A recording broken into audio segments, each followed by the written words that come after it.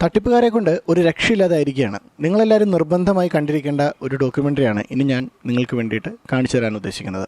കേരളത്തിലെ പല സ്ഥലങ്ങളിൽ നിന്നായി ലക്ഷക്കണക്കിന് രൂപയാണ് ഈ തട്ടിപ്പ് സംഘം പല അടവുകൾ പ്രയോഗിച്ച് കൊണ്ടുപോയിരിക്കുന്നത്. അതിൽ നിന്നും ഒരു 40,000 രൂപ തട്ടിപ്പ് നടത്തി നഷ്ടപ്പെട്ട ഒരു കച്ചവട സ്ഥാപന ഉടമയെ കാണാം. ഞങ്ങൾക്ക് ഇവിടെ പച്ചക്കറിയുടെയും പലചരക്കിന്റെയും ഒക്കെ ഹോൾസെയിൽ വ്യാപാരം നടത്തുന്ന ആളുകളാണ് ഞങ്ങളുടെ അടുത്ത്.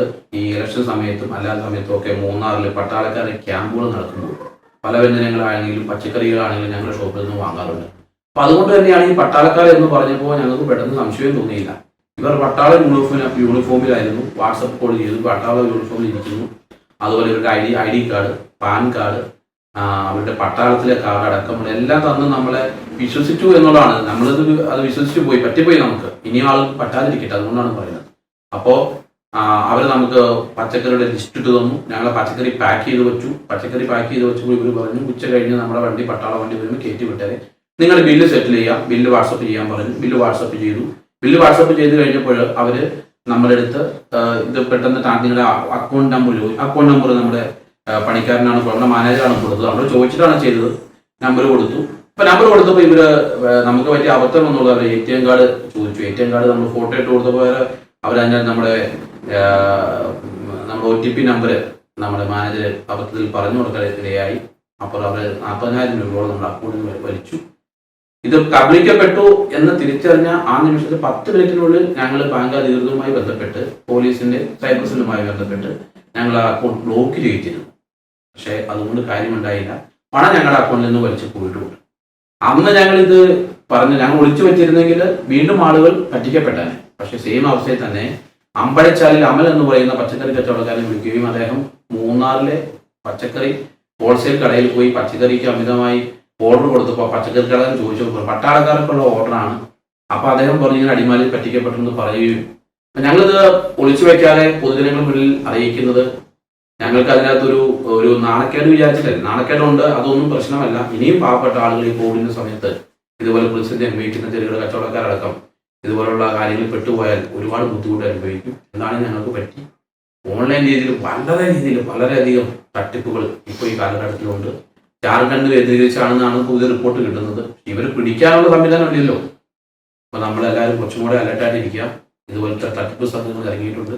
ഈ തട്ടിപ്പിൽ നടന്ന ഒരു മോഡ് ഓഫ് ഓപ്പറാൻഡി, ആദ്യം ഒരു കട സന്ദർശിച്ച ശേഷം ആ കടയിലുള്ള പ്രോഡക്റ്റുകൾ എന്തൊക്കെയാണ് എന്ന് മനസ്സിലാക്കി അതിന് വലിയൊരു ഓർഡർ തയ്യാറാക്കിയാണ് ഈ തട്ടിപ്പ് സംഘത്തിൻ്റെ ആദ്യത്തെ ദൗത്യം. അതിനുശേഷം ഒരു ഫോണിൽ നിന്ന് ഇവരെ വിളിക്കുകയും അവർ വിശ്വസിക്കുന്ന രീതിയിലുള്ള ആളുകളാണ് എന്ന് പറഞ്ഞവരെ ധരിപ്പിക്കുകയും അതിനെ തുടർന്ന് പേയ്മെൻറ്റ് ട്രാൻസാക്ഷന് വേണ്ടിയിട്ട് അവരുടെ ഡേറ്റ കാർഡുകളുടെ ഇൻഫർമേഷൻസ് ചോദിച്ച് മനസ്സിലാക്കുകയും ചെയ്താണ് ഈ തട്ടിപ്പിലൂടെ പ്രവർത്തിച്ചിരിക്കുന്നത്.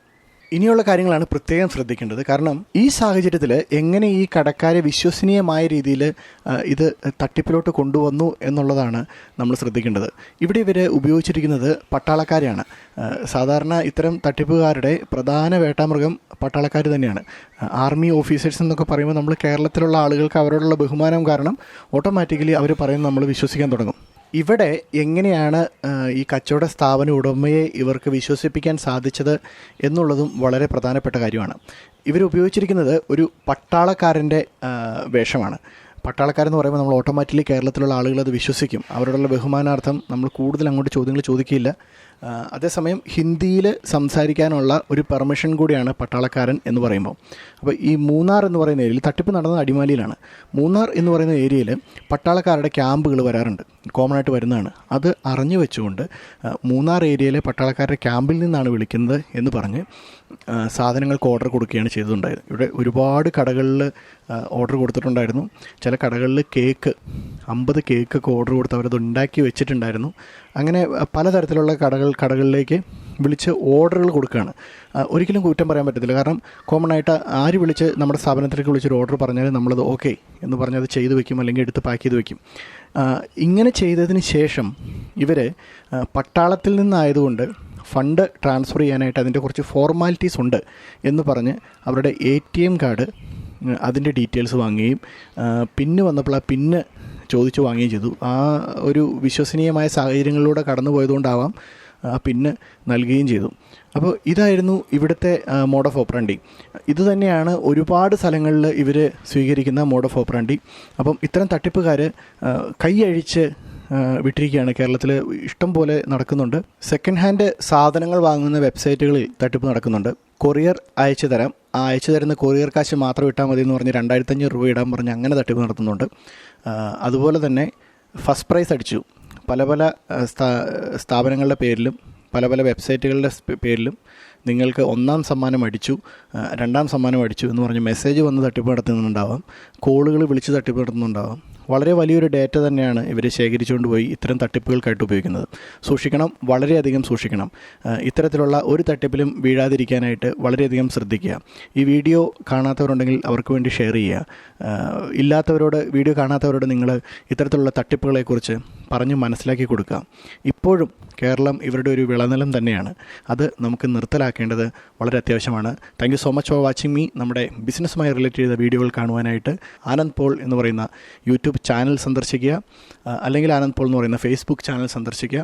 സംരംഭകൻ എന്ന് പറയുന്ന നമ്മുടെ പേജ് ലൈക്ക് ചെയ്യുക, ഷെയർ ചെയ്യാം. Thank you so much. Good bye.